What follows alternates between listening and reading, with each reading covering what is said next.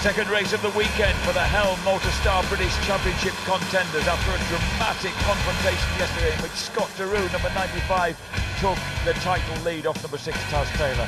But it's Taylor off pole position who grabs the lead as they go into Riches on lap 1. And then a huge contest ensues between the two KTMs. The Redline KTM in orange, the RS Saxelby bike in black, and behind them you've got number 26, the Spaniard Danny Sayers, and then the tall local lad, the 125 champ Ed Rendell, running in 4th place. Briefly, Danny Sayers moves to the front. Taz Taylor makes a mistake at the Montreal hairpin, momentarily overtaken by Scott Deroo, but the 19-year-old Dutchman can't hold him off as they dive into Palmer's, and this will continue throughout the race. Deroo makes an early move at the end of the Bentley straight. That early apex gives him an advantage. Taz Taylor is willing to try and come back.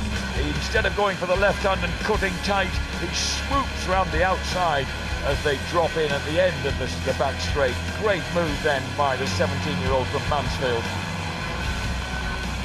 And then on the final lap, that's the move that Scott Deroo makes into the final turn, but he misses a gear as he comes up the hill behind Sam Berman, and that gives number 6 Taz Taylor the chance to pull the RS Racing bike out to the left-hand side and snatch victory by 0.05 of a second across the line and retake the lead in the championship. Great race.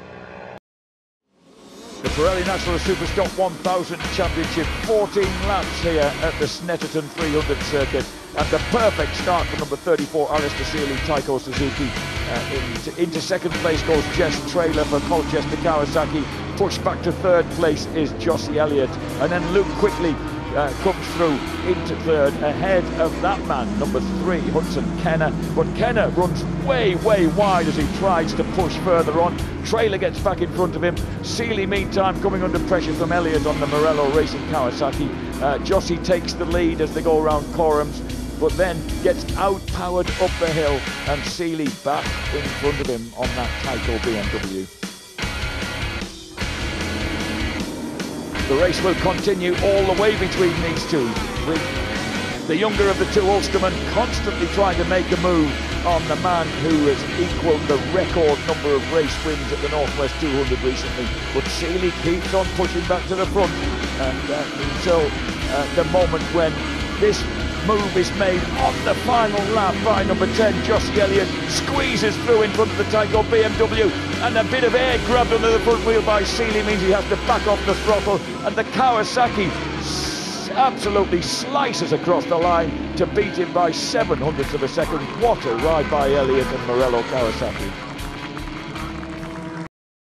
Pirelli National Superstock 600 Championship, and the man who's dominated it so far with 4 consecutive race wins, off pole position number 20, Mason Law on the NMT No Limits Kawasaki, grabs an instant lead and looks strong ahead of Ben Curry, who's chasing him down, and down goes Mason Law. An unexpected mistake from the championship leader as he crashes out at Palmer's.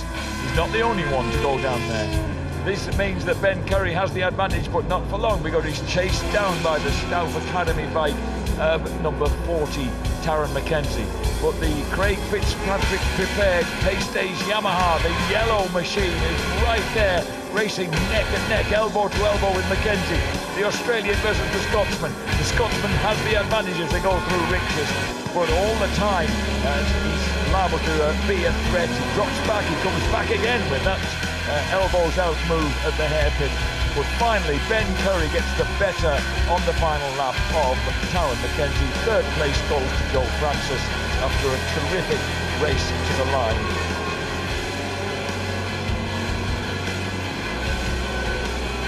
At 61 there in the lead is Ben Curry. He crosses the line to beat Taron.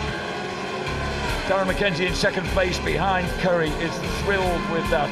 In third place we get number 4, Joe Francis. Curry of Australia wins for the first time.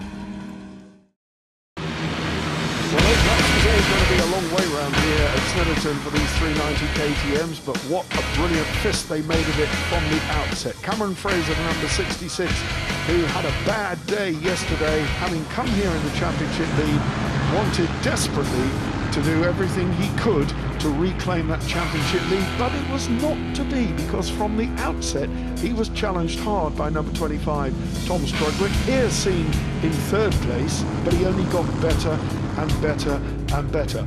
Chris Taylor, the number 79 rider who won yesterday's race, also had more than a passing say in what would unfold as the race went on, and it was terrific entertainment all the way. But once Strudwick got the way, it was clear.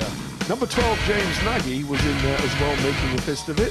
He was to throw it away later in the race, but Cameron Fraser, several times he made the move through to second place on the podium, but he was outdone. And in the final analysis, despite Kevin Keyes fighting hard, the former Red Bull rookie from Southern Ireland was relegated.